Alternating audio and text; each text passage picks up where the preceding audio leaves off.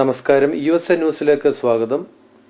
ഇന്നത്തെ ഈ എപ്പിസോഡിൽ കേരളത്തിൽ കോതമംഗലത്തിനടുത്തുള്ള തട്ടേക്കാട്ട് സംഭവിച്ച ദാരുണമായ ബോട്ട് അപകടത്തിന്റെ കാര്യകാരണങ്ങളെക്കുറിച്ചുള്ള ഒരു വിലയിരുത്തലാണ്. ഈ ബോട്ട് അപകടത്തിൽ 15 സ്കൂൾ വിദ്യാർത്ഥികളും 3 അധ്യാപകരും ഉൾപ്പെടെ 18 പേരാണ് മുങ്ങി മരിച്ചത്. കോതമംഗലത്തിനടുത്തുള്ള പൂതത്താൻകെട്ട് അണക്കെട്ടിലെ പക്ഷി സങ്കേതം കണ്ടതിനു ശേഷം 3 ബോട്ടുകളിലായി മടങ്ങി വന്നുകൊണ്ടിരുന്ന 115 പേരടങ്ങുന്ന സംഘത്തിലെ ശിവരഞ്ജിനി എന്ന ബോട്ടാണ് അപകടത്തിൽപ്പെട്ടത്. ഈ ബോട്ട് അപകടത്തിൽപ്പെട്ടവർ എളവൂർ സെന്റ് ആന്റണി സ്കൂളിലെ വിദ്യാർത്ഥികളും അധ്യാപകരുമായിരുന്നു. ഈ അപകടത്തിന്റെ വിശദമായ റിപ്പോർട്ടുമായി Kairali TV Kochi bureau reporter B Sethuraj ലൈനിലുണ്ട്. ഹലോ സേതു, എന്താണ് അവിടെ ശരിക്കും സംഭവിച്ചത്? തട്ടേക്കാട് സങ്കേതത്തോട് ചേർന്നുള്ള ചൊവ്വാഴ്ച രാത്രിയുണ്ടായ അപകടത്തിൽ 18 പേരാണ് മുങ്ങി മരിച്ചത്. അങ്കമാലിക്കടുത്ത് എളവൂർ കുന്നപ്പള്ളിശ്ശേരി സെന്റ് ആന്റണീസ് UP സ്കൂളിൽ നിന്ന് വിനോദയാത്രയ്ക്ക് പോയ 15 വിദ്യാർത്ഥികളും 3 അധ്യാപികമാരുമാണ് പെരിയാറിൽ മുങ്ങി മരിച്ചത്. വിദ്യാർത്ഥികളിൽ 9 പേർ ആൺകുട്ടികളും 6 പേർ പെൺകുട്ടികളുമാണ്. 106 വിദ്യാർത്ഥികളും 10 അധ്യാപകരും 2 അനധ്യാപകരും ഉൾപ്പെടെ 118 അംഗ സംഘമാണ് ബസ് പോയത്. തട്ടേക്കാട് പക്ഷിസങ്കേതത്തിലെത്തി 3 ബോട്ടുകളിലായി ഡാമിൽ സഞ്ചരിക്കവേ അതിലൊരു ബോട്ടാണ് വെള്ളം കയറി മുങ്ങിയത്.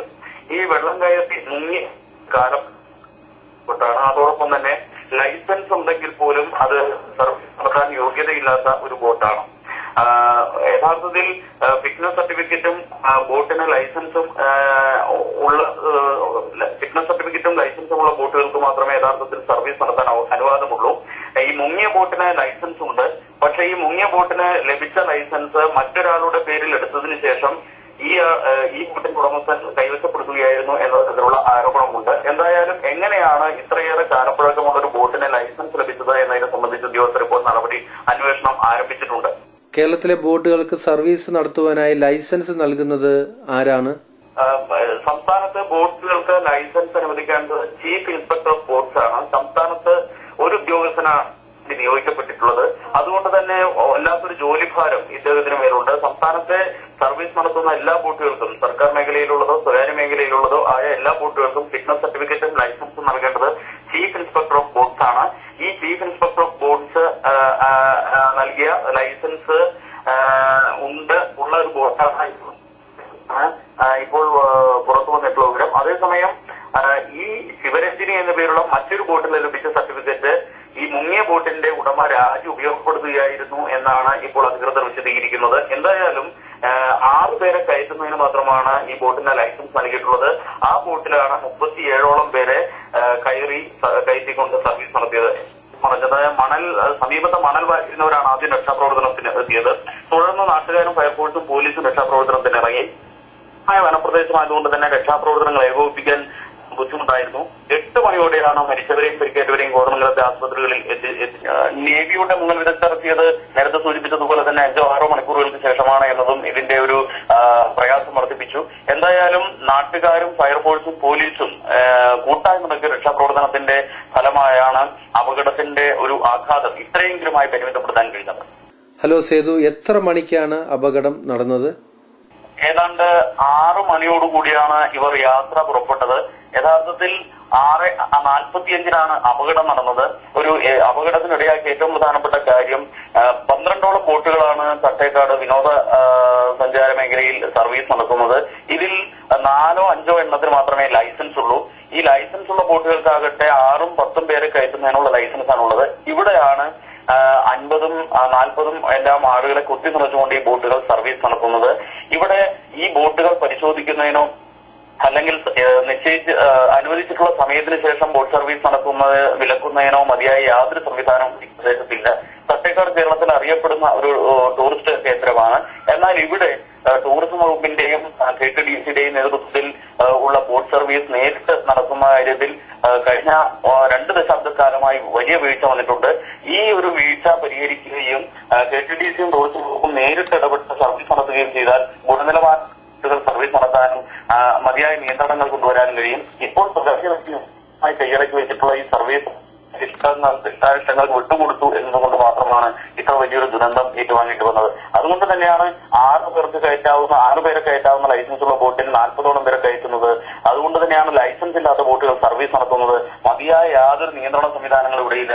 നേരത്തെ വനംവകുപ്പ് ഉദ്യോഗസ്ഥർ 6 മണിക്ക് ശേഷം സർവീസ് നടത്തുന്ന ബോട്ടുകളെ വിലക്കിയിരുന്നു.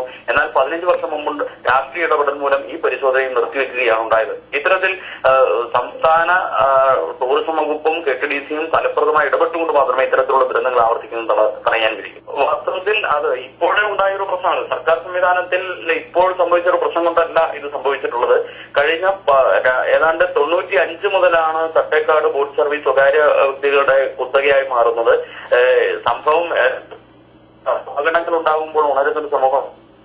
അതുകൊണ്ട് തന്നെ ഈ 95 മുതൽ ഇത്തരത്തിൽ മതിയായ നിയന്ത്രണങ്ങൾ ഇല്ലാതെ പ്രവർത്തിച്ചിരുന്ന ഒരു സംവിധാനം അത് അതേപോലെ തന്നെ തുടരുകയായിരുന്നു കഴിഞ്ഞ ഒരു ദശകം ആയി.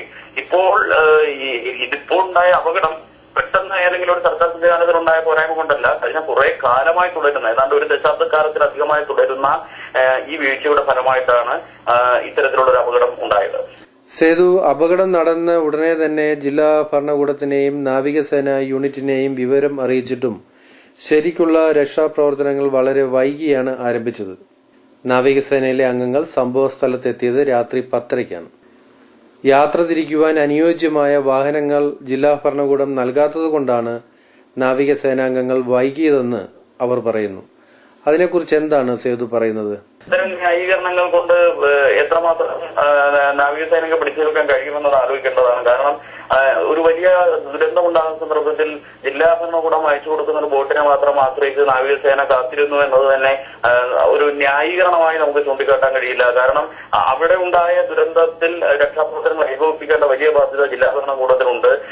അവരയച്ചു കൊടുക്കുന്ന ഒരു വാഹനം ശരിയല്ലെങ്കിൽ പോലും സ്വന്തമായി ഈ ഒരു ദുരന്ത സ്ഥലത്ത് പാഞ്ഞെത്തേണ്ടതിന്റെ ഒരു ഉത്തരവാദിത്വം ഒരു സേന എന്ന നിലയിൽ നാവികസേനയ്ക്കുണ്ട്. അത് ജില്ലാ ഭരണകൂടത്തിന്റെ തലയിൽ കയറി രക്ഷപ്പെടുന്നതിൽ എത്രമാത്രം ന്യായമുണ്ട് എന്നത് അത്തരത്തിലൊരു ചിന്ത ശരിയാണ് എന്ന് തോന്നുന്നില്ല. എന്തായാലും സ്വന്തം നിലയിൽ ഉത്തരവാദിത്വമുള്ള ഒരു സേനയാണ് ആ ഉത്തരവാദിത്വം നിർവഹിച്ചില്ല എന്ന് തന്നെ കാണേണ്ടിയിരിക്കുന്നു. എന്തായാലും പോലും ഇതൊന്നുമല്ല, ഇത് നിരവധി ഘടകങ്ങൾ ഒത്തുചേർന്ന് അല്ലെങ്കിൽ നിരവധി മേഖലകളിൽ ഉണ്ടായ അനാസ്ഥയുടെയോ അല്ലെങ്കിൽ ശ്രദ്ധക്കുറവിന്റെയോ എല്ലാം ഫലമായാണ് ഇതുണ്ടായത് എന്ന് കാണാൻ കഴിയും. സേതു, ഞാൻ ഒരു കാര്യം പറയട്ടെ. ആയിരക്കണക്കിന് കോടി രൂപ എല്ലാ വർഷവും പ്രതിരോധ വകുപ്പിന്റെ ചെലവിനായി മാറ്റിവെക്കപ്പെടുന്നുണ്ട്. അങ്ങനെയുള്ള ഒരു പ്രതിരോധ വകുപ്പിന്റെ നാവികസേന യൂണിറ്റിന് അടിയന്തര ഘട്ടത്തിൽ അപകട സ്ഥലത്ത് എത്തിച്ചേരുവാൻ സ്വന്തമായി ഒരു എമർജൻസി വാഹനം ഇല്ല എന്ന് പറയുമ്പോൾ അതിലെന്തോ ഒരു പൊരുത്തക്കേട് തോന്നുന്നില്ലേ? ഇത്രയും നിസ്സാരമായ ഫെസിലിറ്റി നാവികസേനയ്ക്കില്ല എങ്കിൽ പിന്നെ എങ്ങനെ ഒരു അപകടഘട്ടത്തിൽ ഒരു രാജ്യത്തിന്റെ കാവൽക്കാരനാകുന്നത്? പ്രസക്തമായ ചോദ്യം തന്നെയാണ്. കാരണം ഇപ്പോൾ നാവികസേന ഉന്നയിക്കുന്ന അല്ലെങ്കിൽ ബന്ധപ്പെട്ട നാവികസേന അധികൃതർ ഉന്നയിക്കുന്ന ഒരു വാദം അത് വേണ്ടത്ര യുക്തിഭദ്രമല്ല എന്ന് തന്നെയാണ് അതിൽ നിന്ന് തെളിയുന്നത്.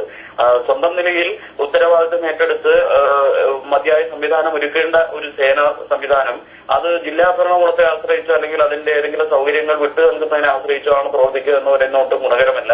അത് സ്വന്തം നിലയിൽ പരിശോധിക്കപ്പെടേണ്ടത് തന്നെയാണ്. നാവികസേന അത് സ്വയംവർദ്ധനപരമായി പരിശോധിക്കേണ്ടതാണ്. സേതു, ഇങ്ങനെയുള്ള ആപൽഘട്ടത്തിൽ പ്രവർത്തിക്കുവാൻ സജ്ജമാക്കിയിരിക്കുന്ന കളക്ടറുടെ കീഴിലുള്ള ക്രൈസിസ് മാനേജ്മെന്റ് ടീം പൂർണ്ണമായും പരാജയപ്പെട്ടുവെന്ന് തോന്നുന്നുണ്ടോ?